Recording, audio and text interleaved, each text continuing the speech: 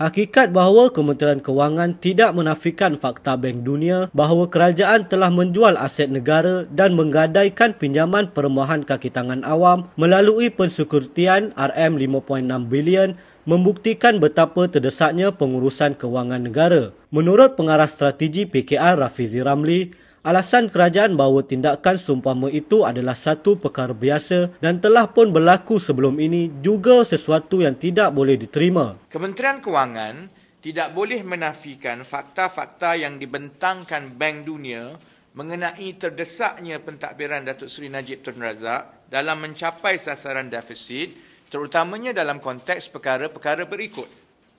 Pertama, setakat laporan Bank Dunia bertarikh Disember 2013, belanja mengurus kerajaan persekutuan telah melebihi belanjawan yang diluluskan sebanyak 14.3 bilion atau 7.1%. Kedua, pertumbuhan ekonomi bagi tahun 2013 setakat ini lebih teruk daripada yang dijangkakan semasa unjuran belanjawan 2013 dibuat. Jadi ekoran daripada belanja yang telah mengatasi peruntukan dan juga pertumbuhan ekonomi yang tidak serancak seperti yang diumumkan, kedua-dua keadaan ini menyebabkan pendapatan negara berkurang, dan apabila pendapatan negara lebih sedikit daripada yang dirancang dalam belanjawan dan perbelanjaan pula lebih tinggi daripada yang diluluskan, sebab itu defisit itu bertambah. Ini yang disebut oleh laporan Bank Dunia. Kementerian Kewangan langsung tidak menyentuh mengenai kedua-dua perkara ini. Bank Dunia kata, you dah spend lebih, kemudian pendapatan you kurang.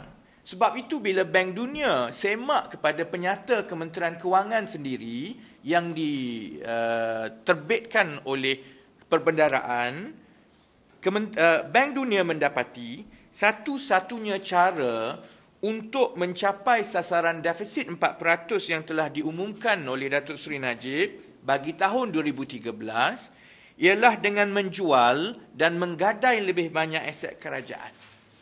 Konteksnya begini. Memang betul ada kerajaan jual aset. Perkara agak biasa. Kadang-kadang dijual, kadang-kadang dibangunkan aset.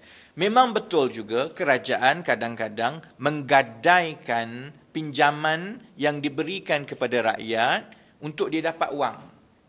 Itu perkara biasa yang berlaku. Tetapi laporan Bank Dunia ini yang mencemaskan ialah kerana perkara ini dibuat secara terdesak dan mendadak apabila perbelanjaan itu dah menaik tinggi dan tidak dapat ditampung oleh pendapatan yang lebih rendah daripada yang dirancang di dalam belanjawan.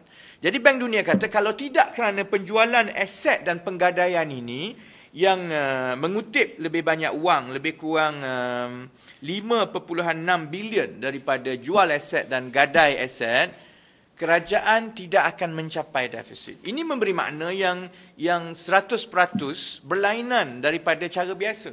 Rafizi berkata beliau khawatir kerana kaedah pensekuritian pinjaman perumahan kaki tangan kerajaan terus digunakan sebagai jalan mudah untuk mendapatkan pendapatan tambahan.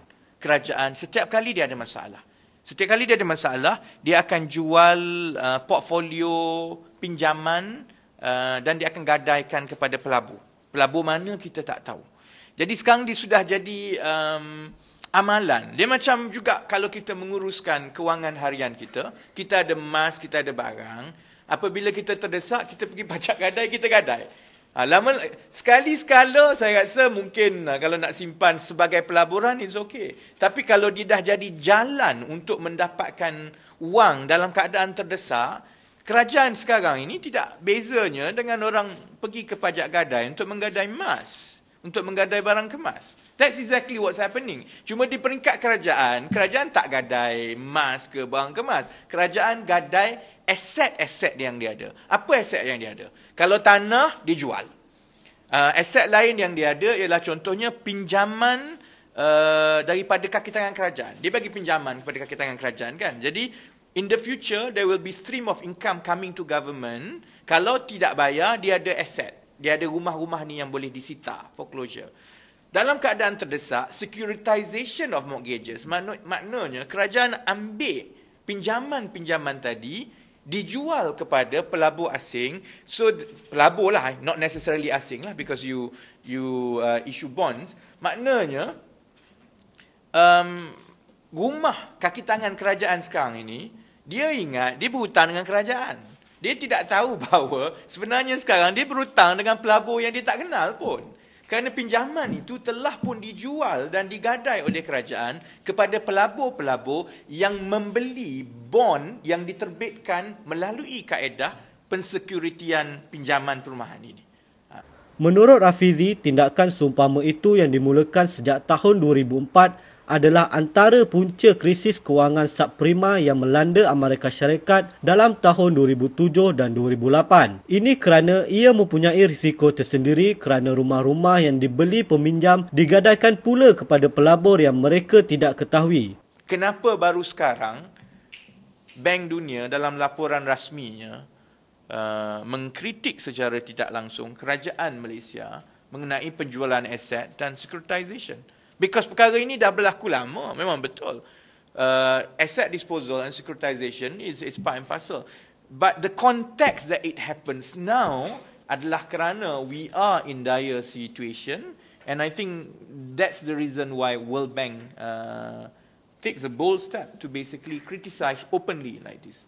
Justru itu, katanya PKR akan mendesak supaya sidang tergempar Parlimen diadakan bagi membincangkan salah laku kerajaan itu yang bukan sahaja menyaksikan aset negara digadai tetapi juga kenaikan harga barangan dan pengurangan subsidi. Kita minta supaya diadakan satu sidang khas untuk membincangkan keseluruhan masalah ekonomi. Kerana yang saya sebut tadi, setiap satu yang berlaku dalam tempoh 7 bulan yang lepas is symptoms of a certain financial bleakness that we are going into.